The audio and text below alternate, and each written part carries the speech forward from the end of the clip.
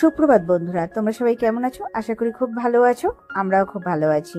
তো দেখো, আমি সকাল সকাল চলে এলাম। খুব সকাল না, একটু বেলায় হয়ে গেছে, প্রায় 10টা বেজে গেছে। আজকে অনেকটা বেলা হয়ে গেছে, আজ তো রবিবার, তো ঘুম ভাঙতে একটু দেরি হয়ে গেছে।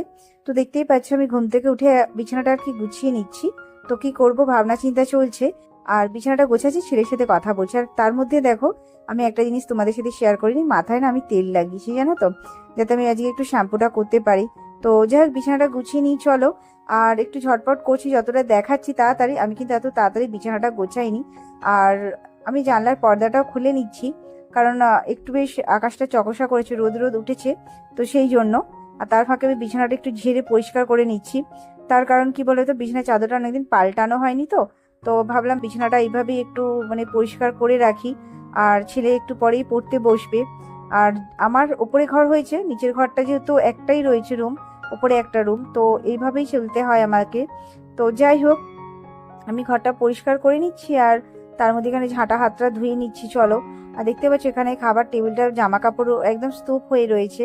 যাই হোক, ছেলেকে আমি পড়তে দিয়ে দিয়েছি, ওকে পড়তে বসতে বলেছি। ওর স্কুলের কিছু প্রজেক্ট ছিল, সেগুলো করতে বসে গেছে। তো প্রচন্ড গরম, যার জন্য জামাটা গায়ে দেয়নি। আর আমি একটু জল নিয়ে জল তেষ্টা পাচ্ছে, বুঝতেই পারছি একটা না কাজ করলে না খুব জল তেষ্টা পায়। আর তোমাদের তো আমি আগেই বলেছি আমার কোলেস্ট্রল আছে, যার জন্য কি আছে, আমাকে জলটা বারে বারে খেতে হয়। তো যাই হোক, আমি এতটা কখনো বকি না, আজকে এত বকে ফেলেছি, তো আমি হাঁপিয়েই পড়ছি। আর তার মধ্যেখানে দেখো ঘরে কত ধুলোও হয়েছে, তো আমি ঝাড় দিয়ে পরিষ্কার করে নিচ্ছি ধুলোটা। আর ছেলেকে বলছি তুই নিজের কাজগুলো কর, আর সেই ফাঁকে দেখো আমি নিজের কাজটা করে নিচ্ছি। আর একটা ঘরের মধ্যে এত জিনিসপত্র হয়ে গেছে না বন্ধুরা, তো কি বলবো। আর তোমাদের ভিডিওটা দেখে কেমন লাগছে অবশ্যই কমেন্ট করো, আর অবশ্যই কমেন্টের রিপ্লাই আমি করব। আর তার মধ্যে অনেকগুলো বাসন পড়েছিল, তো বাসনগুলো আমি ধুতে চলে এসেছি। তো আমি কি করি বলো তো, বাসনগুলো ধুয়ে না বাসনের র্যাকে র্যাকে রেখে দিই। আবার আলাদা করে রাখবো, উপর করব, আবার করব, সেটা আমার পক্ষে হয় না। তো যার জন্য আমার একটু দেরি হয়। তো এই দেখো, এই কটা বাসন আমার ধোয়া হয়ে গেছে।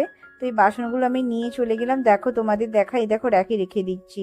তো আমার বাসনপত্র খুবই কম, কিন্তু যে কটা রয়েছে আমি এভাবেই রাখি, যাতে আমার একটু সুবিধে হয়।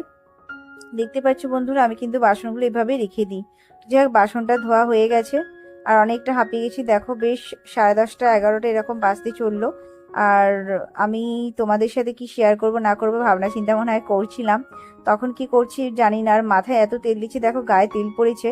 আর একটা বাচ্চার আওয়াজ পেয়ে আমি বেরিয়ে এলাম। আর আকাশটা এত সুন্দর, চকসা করেছে, কি বলবো, বেশ ভালো লাগছে। তোমরা উপভোগ করো, আমি উপভোগ করি। যাই হোক, দেখো আকাশটা এত সুন্দর না, কি বলবো। আর ভালো লাগা কি বলবো, কাচাকুচি করবো বলে অনেকগুলো জামা কাপড়ও ভিজিয়েছি, সেগুলো তোমাদের সাথে শেয়ার করা হয়নি। আর জামা কাপড়গুলো তুলবো, সেটাও হয়তো শেয়ার করতে পারবো না, কারণ ভিডিওটা আমি অতটা লং বানাচ্ছি না আর কি, খুব ছোটোর উপরে করছি। তার মধ্যেখানে আমি রান্না করব, অনেকটা বেলা হয়ে গেছে। তো ওর বাবা ইলিশ মাছ এনেছে আজকে। তো আমি কড়াটা একটু গরম করে, তেল গরম করে আর কি, দেখো ইলিশ মাছ কটা দিয়ে দিয়েছি। তো যাই হোক, রান্নাটা কমপ্লিটও করে নি চলো। তো রান্নাটা হয়ে গেছে, ইলিশ মাছের তেল আর ইলিশ মাছ দিয়ে আলু দিয়ে একটা কি বলবো, কালো জিরে ফোড়ন দিয়ে একটা তরকারি করেছি। তো যাই হোক, আর তার সাথে ভাত। আজকে ভিডিওটা একটু বড় করে ফেলেছি। আর যাই হোক, ভিডিওটা কেমন লাগলো জানিও। ভিডিওটা ভালো লাগলে চ্যানেলটা সাবস্ক্রাইব করে পাশে থেকো, আর প্লিজ পাশে